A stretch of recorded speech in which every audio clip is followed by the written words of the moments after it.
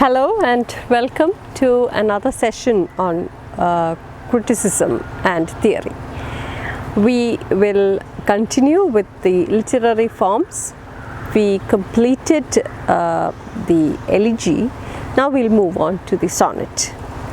Now, what is a sonnet? You have already studied sonnet in the first semester when you came in the first year of your course. You have studied sonnet in Ways with Words. You studied sonnet 29. You studied both the English sonnet as well as the Shakespearean sonnet and Petrarchan sonnet were also taught to you. You have studied Shakespearean sonnet in sonnet 29. You also studied it again in sonnet 116, right? And then you also studied Petrarchan sonnet in How Do I Love Thee, in reading poetry. So you are not new to sonnets, but and also we did, I hope you remember, we did discuss the history of sonnet, how it was brought to England, where it started. So if you look at the origin of sonnet, sonnets began in Greece, somewhere in Sicily or Provence, to possible sources that we can say. So let's say that it began somewhere in Greece, okay? And how did it come to Italy is again we are not very sure of how it came to Italy, but it is said so that it was the Ottoman Turks, when they invaded Greece, they burnt the whole city, and all the manuscripts were lost, some of which they had taken for themselves, some which were burnt down, and these the remaining some were taken. People who fled from Greece, they took them along with them, and they went to Italy. They fled to Italy, and there they lived there for some time. They were given. They were welcomed in Italy, and they lived there. And perhaps it is from them that the people in Italy were introduced to this form of poetry, and it was popularized by Petrarch, but it was used before Petrarch also. Petrarchinu munne ഉപയോഗിച്ചിട്ടുണ്ടായിരുന്നു. Dante, the great poet, had used this form, the sonnet form, much earlier than Petrarch, and it was Petrarch who popularized it. He used it to write love poems about his beloved, and he popularized this form of poetry. And how did it come to England? As I told you, England became a maritime country during the reign of Henry VIII and Queen Elizabeth.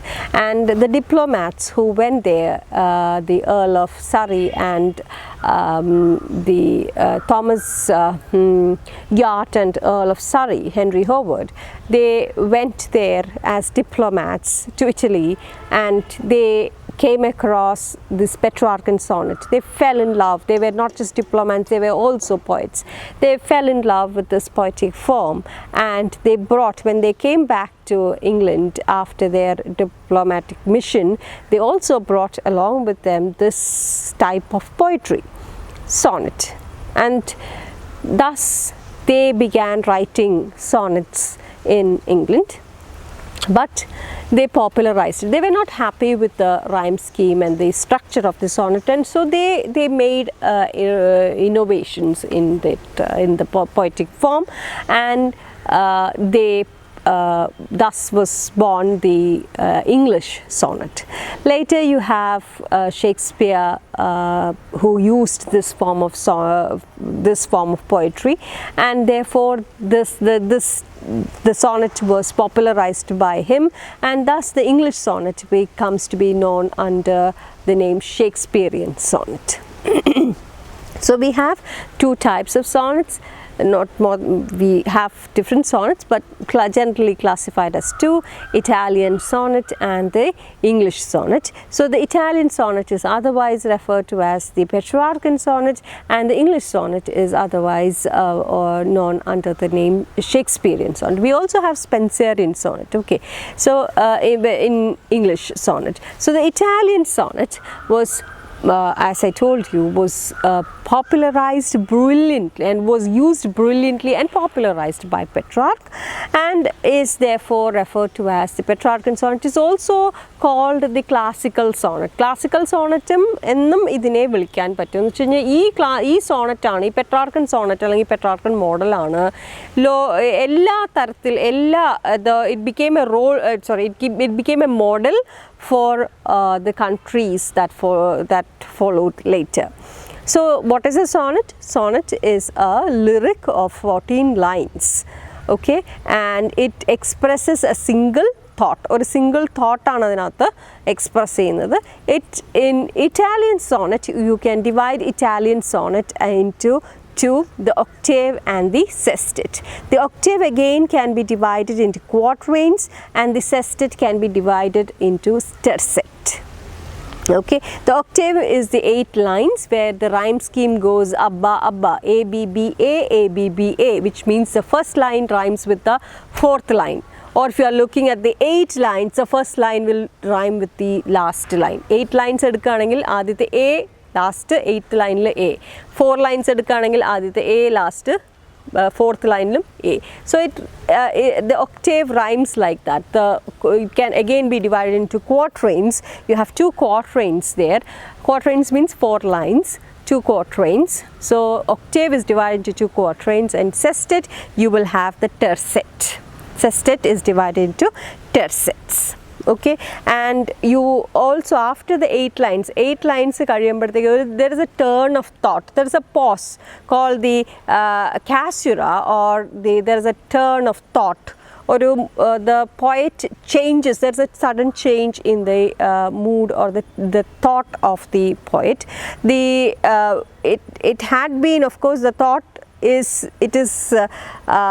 given a new application, or it is given a new summary. It is given a much more greater importance. In the first few lines, in the first 8 lines, that is in the octave, he is introducing his problems, and then you have after the 8th line you will find the turn of thought. Now you will find it is Milton who used a lot of Petrarchan sonnet. Milton on his blindness, Milton's famous poem on his blindness, you will find it is written in Petrarchan sonnet. But again there is a division, there is a difference there. There is no division between the octave and sestet. Octave and sestet തമ്മിലൊരു division ഇല്ല on his blindness-ൽ പോകുമ്പോൾ. പക്ഷെ നമ്മൾ അതിലോട്ടൊന്നും പോകുന്നില്ല, അത്രയും ഡീപ്പായിട്ടൊന്നും പോകേണ്ട ആവശ്യമില്ല. Italian sonnet Petrarchan sonnet എന്നാണ് പറയുന്നത്. ഒക്ടേവും സെസ്റ്ററ്റുമാണ്. അതിനകത്ത് റൈം സ്കീം എന്ന് പറയുന്നത് അബ്ബ അബ്ബ എന്നുള്ളതാണ്. അബ്ബ അബ്ബയാണ് ഒക്ടേവിലെ റൈം സ്കീം. സെസ്റ്ററ്റിനകത്ത് വരുമ്പോൾ sestet again octave is divided into quatrains, sestet is divided into tercets. Now in sestet you will find two rhyme schemes വരാം. ഒന്നുകിൽ C D E C D എന്നുള്ള റൈം സ്കീം ആയിരിക്കും വരിക. അല്ലാന്നുണ്ടെങ്കിൽ C D C D C D, or it can be C D E D C E. ഇതാണ് അതിൻ്റെ normal rhyme scheme. അതിൽ വരിക സെസ്റ്ററ്റിൽ 2 ടൈപ്പ് റൈം സ്കീം വരാൻ സാധ്യതയുള്ളതിൽ ഒന്ന് C D E C D E, അല്ല എന്നുണ്ടെങ്കിൽ C D C D C D or CDE DCE. Okay, so that's it for the Italian sonnet, and you will have few examples. You also have few examples in your textbook, so please go through those. The ones that are given to you, you will have Wordsworth has used it, Christina Rossetti has used it.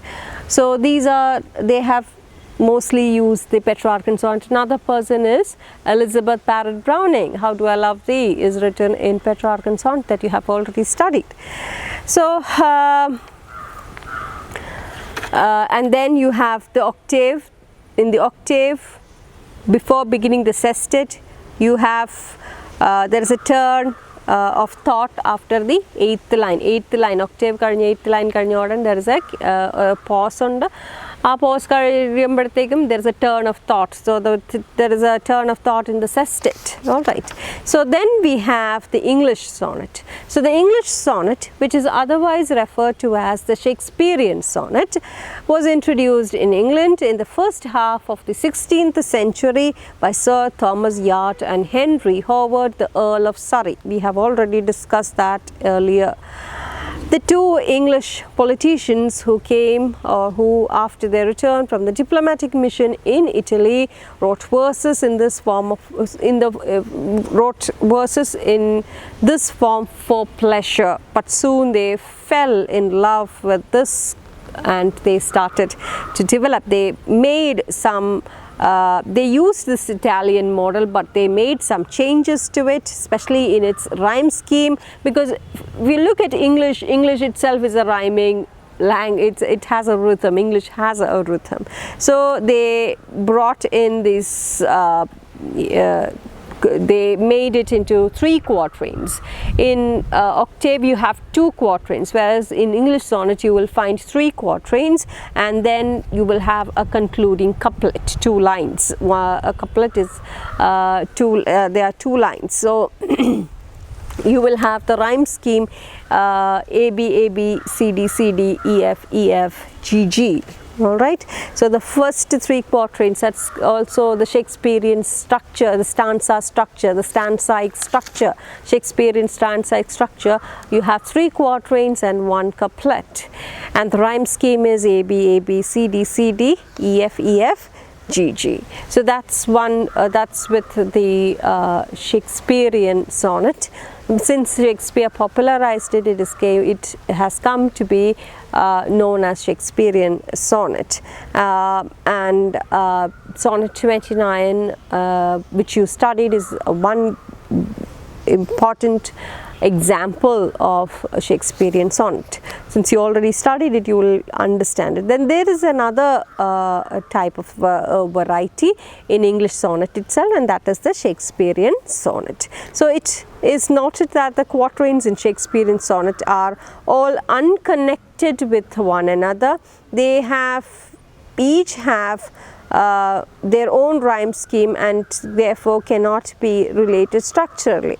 But in Spenserian variety, the quatrains are linked to the other by an intermixture of rhymes in the following manner: A B A B, B C B C, C D C D, E E. That's how it goes. So there's a slight difference. The slight difference is in the rhyme scheme. Rhyme scheme, Spenserian rhyme scheme, അല്ലെങ്കിൽ Spenserian variety, there is an intermixture of rhyme. ഷേക്സ്പിയറിൻ്റെ ആണെങ്കിൽ A B A B C D C D E F E F G G അത് it does not get, or it is unconnected. Each one is unconnected. അല്ലേ Shakespearean sonnet, they are all unconnected. A B A B, C D C D, E F E F G G. Whereas in Spenserian sonnet, on the other hand, it's an intermixture of rhymes. You will have A B A B, then B C B C, C D C D, E E. There's an intermixture. Okay. The second rhyme of the first quatrain, that I'm not going to read all those things, that might confuse you more. So that's all that you have to remember. You have the 3 types, the 2 types of sonnets, Italian sonnet and the English sonnet. Italian sonnet is otherwise referred to as the Petrarchan sonnet and also called the classical sonnet. The rhyme scheme, it is Abba Abba, A B B A, A B B A, C D E, C D E. It has the sestet has 2 other rhyme scheme also. It keeps changing at times. Then Milton, Wordsworth, Christina Rossetti, Elizabeth Barrett Browning, they are all they have frequently used Petrarchan sonnet. It is also called the classical sonnet because it is a model for the others who used this poetic form all around the world. Then you have then what else about the Italian sonnet? It is Petrarch who popularized it. Before Petrarch itself, it was Dante. Dante had used this form before Petrarch, but it was Petrarch who popularized it, and therefore it comes under, or it comes to be known under him. Then its origin is yet not known. We don't know much about its origin. It perhaps could have been in Sicily or Provence. Two are possible. Anyway, how was it brought to Italy? Maybe it was because of the Ottoman Turks and their destruction of Greece, and perhaps it could have been brought here by some Greeks who fled from Greece, and thus it may have been introduced to the poets in Italy. Then we have the English sonnet. The English sonnet comes to England because of Thomas Yat and Earl of Surrey, Henry Howard. They were diplomats who were sent to Italy, and after their diplomatic mission, while in Italy, they came across this type of sonnet form. They used it for pleasure. They wanted to write and they used it for pleasure, but they soon fell in love with it. When they came back to England, they brought with them this poetic form, and they developed on it, and they changed the rhyme rhythm of this sonnet structure, and thus was born the English sonnet. Since Shakespeare popularized it, it came to be known under Shakespearean, it came to be called Shakespearean Sonnet. Now, what is the rhyme scheme of Shakespearean Sonnet? The rhyme scheme of Shakespearean Sonnet or English Sonnet is A, B, A, B, C, D, C, D, E, F, E, F, G, G. And it is divided into 3 quatrains and a couplet. Whereas Petrarchan Sonnet, you will find 2 quatrains in the octave, and sestet, you will have, it's a division of tercet. In sestet, it is divided into tercets. In English sonnet, there is another variety, and that is Spenserian sonnet, which was written mainly by Edmund Spenser, the poet Spenser, named after Edmund Spenser. The difference between the Shakespearean sonnet and Spenserian sonnet is in the rhyme scheme. In Shakespearean sonnet, you have A, B, A, B, C, D, C, D, E, F, E, F, G, G as a rhyme scheme, whereas in our Spenserian sonnet, you have A, B, A, B, B, C, B, C, C, D, C, D, E, E. All right. Now, what is the subject matter of the sonnet? Sonnets normally speaks about one single thought എന്നാണ് mainly പറയുന്നത്.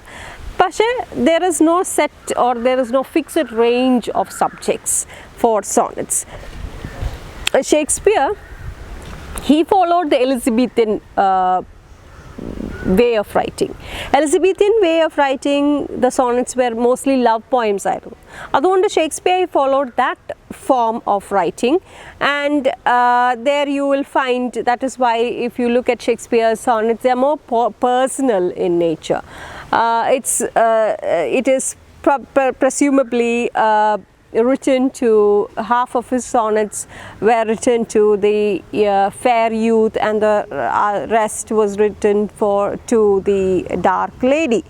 Now, this fair youth is, and we don't know who this person is. Critics debate that it could have been some say that it is his patron, the Earl of Southampton. Some say that it is his patron, the earlier patron, Earl of Pembroke. Some say that it is the co-actor. But this Mr. W.H., who is this Mr. W.H., we do not know. Anyway, the dark lady could have been the Mary Fitton, that's what they say. Again, we don't know much about it. So Shakespeare, when he used the subject matter in Shakespeare's sonnets were very personal, because Elizabethans, they right from Earl of Surrey, Henry Hobart, to Thomas Yard and Henry Hobart, that is Earl of Surrey, they all used Philip Sidney also, they all used Edmund Spenser, all these people, they used to write love poems in using this form of lyric. Using sonnets, they used to write love poems. It was mostly used, the subject matter that the Elizabethans used were mostly subject matter. But it is not like that, that you can choose, it can be anything. There is no set range of subjects as such. You can write about anything. It's mostly one single thought എന്നുള്ളതാണ് അതിനകത്തുള്ളത്. ഇപ്പോൾ ഷേക്സ്പിയറും ബാക്കിയുള്ള ഇപ്പോൾ Elizabeth Barrett Browning ആയാൽ പോലും Elizabeth Barrett Browning as a reply, she has used Petrarchan Sonnet. It is considered to be a reply to a love letter written by her husband, Robert Browning. Robert Browning in the reply, how much do you love me ennulla ചോദ്യം ചോദിച്ചിട്ട് Robert Browning എഴുതി എന്നുള്ളതാണ് നമ്മൾ മനസ്സിലാക്കുന്നത്. അതിനുള്ളൊരു ഉത്തരമായിട്ടാണ് Elizabeth Barrett Browning തിരിച്ച് ഒരു മറുപടി അയക്കുന്നത്. How do I love thee? Let me count the ways how much I love you. I love you to the breadth and depth എന്ന് പറഞ്ഞിട്ട് പോകുന്ന ഒരു പോയമാണ്. It's a beautiful love poem or a sonnet, and that too written in the Petrarchan model. It is written, it's a Petrarchan sonnet. So again, subject matter എന്താണെന്ന് ചോദിച്ചു കഴിഞ്ഞാൽ there is no set range as such of subject matter. Since Elizabethans and most of the Petrarch had used it for writing love poems. It was a celebration of his love for his beloved, and therefore it was again a love poem which was continued by the Elizabethans, which again was continued by the rest of them that followed. So that's about it for now. We shall start the next topic, that is epic. So epic, what is epic? Epic, ഇപ്പോൾ European literature എടുക്കുകയാണെങ്കിൽ you will find examples to epic as for instance Iliad, Odyssey. They are all ancient Greek poems or epics written by Homer. And this is one that served as a model for the rest of the world എന്ന് വേണമെങ്കിൽ പറയാം. Like നമ്മളുടെ നാട്ടിലിപ്പോൾ നമ്മളുടെ എടുക്കുകയാണെങ്കിൽ Mahabharatam and Ramayanam are also epic. But they are not epic poems, they are epics. So likewise, if you look at the epic poems, the history of epic poems again can be dated back to the Greek period, where you find Homer, the poet Homer. He's accredited. He's the one who is said to have written this. Again, we don't know. So he has been given he is said to have written Iliad and Odyssey, which are epic poems. Now it is all if you look at this work, it's a long tale in the form of verse poem. It's a story of famous heroes and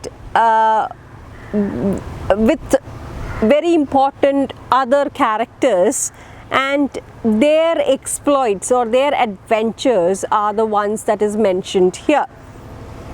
And these epic poems or these epics, the story line of these epics are the ones that has been handed down from one generation to the other. That is oral tradition ludi pass ചെയ്ത് വന്നിട്ടുള്ള ഈ കഥകളാണ് അതിനെ ഒരു പോയത്തിൻ്റെ രൂപത്തിലാക്കി കൊണ്ടുവന്നിട്ടുള്ളത്. അതായിരിക്കാം Iliad ആയാലും. For example, if you look at Iliad and the Odyssey-നെക്കാട്ടിലും Iliad, if you look at Iliad, that is this Iliad എന്ന് പറയുന്നത് it is a folklore. അതൊരു ഗ്രീക്ക് folklore ആണ്. other that perhaps it is Homer who he collected this folklore, the scattered bits and pieces of this folklore, which has again been handed down from one generation to the other through oral tradition. This was picked up by Homer. He wrote a beautiful poem. Some this idile chalappo Iliad ഓരോ ക്യാരക്ടേഴ്സും അക്കിലീസ് ആയാലും Odysseus ആയാലും ഇവരെല്ലാവരും Helen ആയാലും പ്രിയമായാലും all these people, Paris, all these people could have been real live warriors. പക്ഷേ അവർക്ക് ഒരു super natural effect അല്ലെങ്കിൽ super human ഇഫക്റ്റാണ് Homer കൊടുത്തിട്ടുള്ളത്.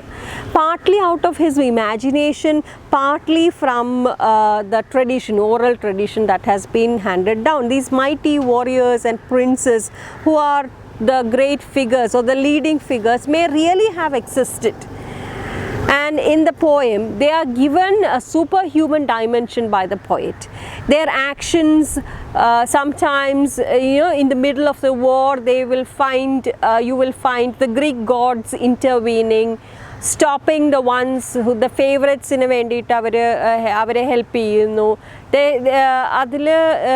Whether there is justice or not is not the thing. Whether who they are and whether they are the favorites of God, there is an intervention by the gods themselves. So all these are, these ഒരു ഫോക്ലോറിനെ base ചെയ്തിട്ട് ഒരു poem which is created by a poet using his imagination and giving the heroes in the treating those heroes in the folklores, the traditional folklores, with giving them a superhuman effect, intervening, bringing the gods into it, and creating a long story out of it can be considered as an epic.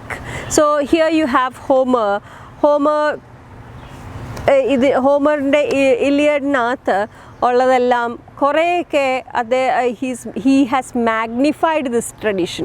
ഈ ട്രഡീഷനെ അല്ലെങ്കിൽ ഫോക്ലോറിനെ magnify ചെയ്ത് അദ്ദേഹത്തിൻ്റെ ഒരു poetic imagination കൂടെ കൊടുത്തിട്ടാണ് ഈ actual history. It could have happened, we don't know. Again, the siege of Troy, the battle of Troy, whether it happened or not again is debatable. We don't know whether it actually happened. In history it is said so that we have had the battle of Troy, but that again certain times leaves us clueless, because some say it happened, some say it's just a fictional town or an imagination that was created by some poets. So we don't know. Again, that is an oral tradition that was handed down from the past, and here you have Homer who picked up all these oral tradition and then he made a poem. First time he wrote a poem based on this oral tradition. Thus was born the epic. Okay, so the language of the poem is very elevated, very noble and exalted, and the words that they use is to showcase the benefits or showcase the heroic deeds of the great heroes, as well as to bring out the deeds of the gods and the goddesses.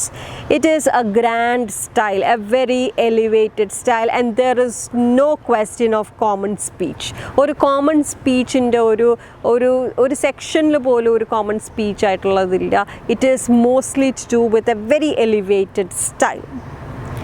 Now, if you look at the conventions of epic, the theme, now you have certain conventions or rules that has to be followed in an epic. The rules are, the theme of an epic is stated in the first few lines. When the epic starts, you will find the theme stated in the first few lines, and it is normally followed by a prayer. So the rules, if you look at the rule of how an epic is written, the theme is presented in the first few lines, And that is followed by a prayer to whom? Prayer to the goddess of poetry, or prayer to the muses, the 9 sisters, the 9 goddesses of art. The statement of the theme is technically called preposition. Proposition. This is called proposition. The statement of the theme is technically called the proposition, and the prayer that they make to the goddess or the goddess of poetry or the muses is referred to as invocation. Virgil, if you can see that in Aeneid and also Iliad, you will also find that in Paradise Lost. Milton makes an invocation in Paradise Lost. You will find that example. For instance, I'll just read out the first few lines of Paradise Lost.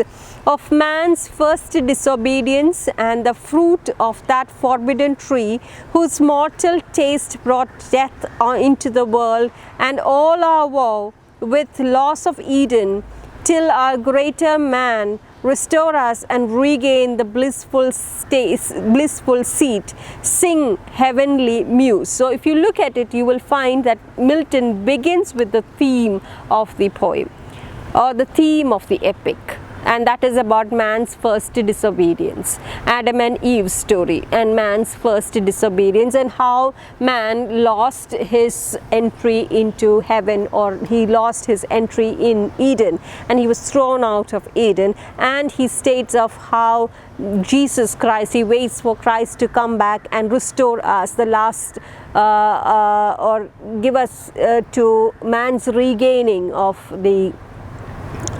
this paradise. And then he makes an invocation. So the first one, you have the proposition, where he suggests the theme, and then you have the invocation, where he's singing to the or praying to the heavenly muse to give him, to guide him to write the poem. See, first of all, while writing Paradise Lost, Milton had become blind. It was his wife who helped him write this poem. So he also invokes the blessing of the muse, the goddess of poetry, to help him to write the poem. So the first convention, first rule of epic, the first one is proposition, second, and then you have the invocation, that is in proposition. You will have the theme that is spoken, or the theme is in the beginning itself, the theme is stated, what the epic is about. അതെന്താണ് ഈ EPIC എന്താണെന്നുള്ളത്, എന്തിനെ പറ്റിയിട്ടാണെന്നുള്ളതും ആദ്യം തന്നെ അതിനകത്ത് പറയും. അത് കഴിഞ്ഞു കഴിഞ്ഞാൽ അതിനെയാണ് പ്രപ്പോസിഷൻ എന്ന് പറയുന്നത്. അത് കഴിഞ്ഞു കഴിഞ്ഞാൽ ഒരു പ്രാർത്ഥനയാണ്, ഈ ഗോഡസ് ഓഫ് മ്യൂസിനോടുള്ള പ്രാർത്ഥനയാണ്, for guidance in writing the poem, and that is called invocation. Okay, and then you have the epic. They employ certain conventional poetic devices. Chala poetic devices ഉണ്ട്. For example, you have the Homeric Epithet and the Homeric Simile. These are certain techniques that they use while writing an epic. Homeric epithet is a term or a phrase, sometimes quite lengthy, applied again and again to a particular place or a thing. That is what Homeric epithet is. It is normally a term, or a term അല്ലെങ്കിൽ ഒരു phrase, and this term or a phrase is a reference to a particular person. ഒരു പേഴ്സണിനെ പറ്റിയിട്ടോ അല്ലെങ്കിൽ ഒരു പ്ലേസിനെ പറ്റിയിട്ടോ കുറച്ച് lengthy ആയിരിക്കും. അതേപോലെ തന്നെ കുറച്ച് it recurs again and again. ആ particular പേഴ്സണിനെയോ പ്ലേസിനെ പറ്റി പറയുമ്പോഴത്തേക്ക് അത് again it is repeated, and it will be a long one, a lengthy one, and that is an Homeric epithet. Whereas Homeric simile, on the other hand, is a comparison between two similar objects, and which is again elaborated. It is elaborate in description, a word picture. It is mostly used to capture the reader's imagination. So it's a kind of simile where they give a comparison between two similar things. Now, two similar objects. again it is in a very elaborate ചെറുതായിട്ടല്ല simile ഇപ്പോൾ നമ്മൾ simile മെറ്റഫേഴ്സും സിമിലീസും ഒക്കെ നോക്കുകയാണെങ്കിൽ ചെറിയ pieces ആയിരിക്കും ഇതല്ല ഒരു വളരെ ലോങ് ആയിട്ടുള്ള ഒരു ഡിസ്ക്രിപ്ഷൻ ആയിരിക്കും അവിടെ കമ്പാരിസൺ തന്നെയാണ് അവിടെ വരുന്നത് For example, if you look at some of the poems, you will find Homeric similes. Again, Homeric simile, again simile പോലെ തന്നെയാണ് comparison ആണ് long one. I want you to find out I'll give you an assignment. You will find out the difference, or you will find one Homeric epithet എന്താണെന്നുള്ളതും അതേപോലെ തന്നെ another one Homeric simile എന്താണെന്നുള്ളതും you will have to find out, and using an example, use an example to understand what this Homeric simile and what Homeric epithet means. You can also use B. Prasad's book. In a text it is not there, but you can use B. Prasad's book to have an understanding. So the epic uses traditional or some conventional poetic devices like Homeric epithet and Homeric similes. Okay, so that is used, and again they are very elaborate ആയിട്ടുള്ള ഒരു devices ആയിരിക്കും ഭയങ്കര elaborate ആയിട്ടായിരിക്കും എഴുതിയിട്ടുണ്ടാവുക. Okay, then next one is the action. The action of the epic is often controlled by supernatural elements. You will find the intervention of the Greek gods or any of the gods. Okay, you will find in Homer's as well as Virgil's, you will find the classical gods and the goddesses intervening to help their favorites. So there is always an intervention by the supernatural one. And that you will find in an epic. Okay, and then another conventional technique or the convention here, another rule or another convention, tradition of epic is they use a number of thrilling episodes. വളരെ thrilling ആയിട്ടുള്ള episodes ആയിരിക്കും. Like for instance, ഒരു ബാറ്റിലോട്ട് പോവുകയാണെങ്കിൽ ആ ട്രൂപ്സിനെ gather ചെയ്യുന്നതും അതിൽ അതേപോലെ തന്നെ ബാറ്റിലുള്ള ആ ബാറ്റിൽ ഫീൽഡിനെ കാണിക്കുന്നതും ബാറ്റിൽ ഫീൽഡിൽ നടക്കുന്ന യുദ്ധം അതിൽ നടക്കുന്ന ആ രണ്ട് പേര് dual the fight between the two opposing enemies. Then sometimes it would be the wanderings of that hero, his ship, his sea journey, sometimes certain ordeals that he has to go through. All these show some thrilling episodes. So that's another convention used in epic. Another one is that it is divided into books. It is divided into volumes, or it is divided into books, usually parts or books. So usually it is 12 in number. 12, but if you look at Iliad and Odyssey, you will have 24 books. 24 books are normally it is 12, but in Iliad and Odyssey you will have 24. And then if you look at our English stories, Edmund Spenser has written Fairy Queen, but he could not complete. He intended to write 12 books, but he could not complete them.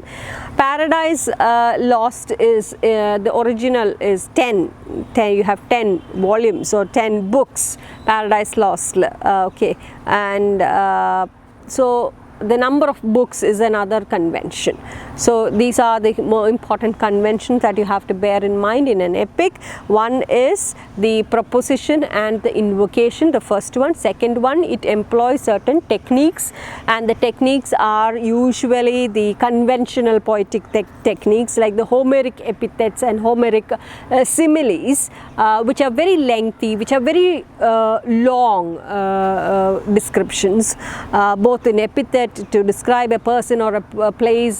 Again, it recurs every time, and that itself is long.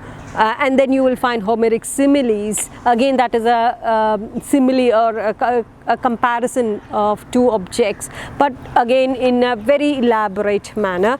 And then you have the actions of these heroes are controlled by the gods, the intervention of the gods and the goddesses. You will find that, and You will find another convention that you will find in an epic is you will see a lot of thrilling episodes, like it could be of the battle, it could be about the wanderings, or it could be the beginning or mustering the troops for battle, യുദ്ധത്തിന് വേണ്ടി preparations, അതിനെയൊക്കെ പറ്റിയിട്ട് വലിയ thrilling ആയിട്ടുള്ള episodes ആയിരിക്കും അതിനകത്ത് എഴുതിയിട്ടുണ്ടാവുക. Another one is that it is divided into books. Normally it is 12, but ഇലിയഡും Odissi എടുക്കുകയാണെങ്കിൽ 24 എണ്ണം ഉണ്ട്. എഡ്മണ്ട് സ്പെൻസർ ഫെയറി ക്വീൻ 12 എണ്ണമാണ് ഉദ്ദേശിച്ചത്, പക്ഷേ അത് കംപ്ലീറ്റ് ചെയ്യാൻ പറ്റിയിട്ടില്ല. Then you have Milton, who his Paradise Lost, you have 10 books. Okay, so the division is yet another convention of the epic. So next we will I shall tell you about various different epics in the next class. So till then, thank you and keep safe.